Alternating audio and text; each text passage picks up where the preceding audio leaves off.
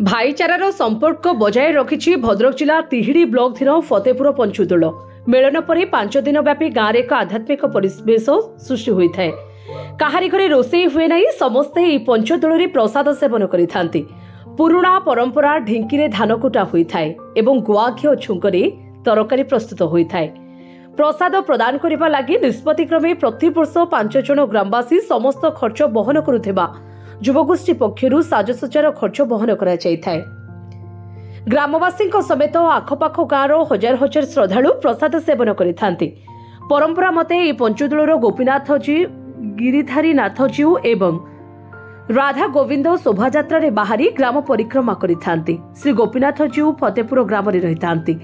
श्री गिरिधारी जीव को विभूतिपुर दाससाहीरु एवं गोला पोखरी श्री राधा वल्लभ जीव को शोभायात्रा रे दोल मंडप को लिया जायथाय। सेठारे ठाकुर को विजय करा जाय नुआ पांची पाठ करा जायथाय। परे ठाकुर को शोभायात्रा रे बड़ दांड को लिया जायथाय। शेषरे यज्ञर पूर्णाहुति करा जाय पंचदोल उद्यापित करा जायथाय। पाखापाखि 250 वर्षर परंपरा आ क्रमान्वय भाव में आमर पुराणा पद्धति रे चली आसी। ढिंकी कुटा चाउल आमर ढिंकी कुटा मसला, पारंपरिक खाद्यपेय, गुआ घी ये सब भल जिनस जोड़ा पूर्वपुरुष माने खाद्य रे व्यवहार करथुले सही सिस्टम रे आमर पंचदोल रे खाद्यपेय आम गाँ लोक को आम जोगाई दे था। गाँव रे 5 दिन कार रोषेई हुए नहीं। जो 4 पाली थाए, 4 राति आ गोटे दिन 5 दिन प्रोग्राम। 4 राति जो 4 जनकर पाली थाए से माने खाद्यपेय व्यवस्था करथांती पूरा गाँ को।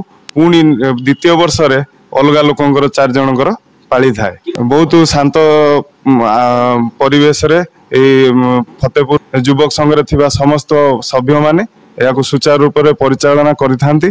बहुत समन्वय रक्षा करी मुरबी माने हमको भी बहुत सपोर्ट करथांती। तापरे आमे महिला माने भी आसिकी पूरा दांड रे पत्र पकेकी बसिकी खांती। सेटा सबुठारु आकर्षणीय थाए एई पूजा रे। तिहिडीरू संजय दास का रिपोर्ट, जे न्यूज।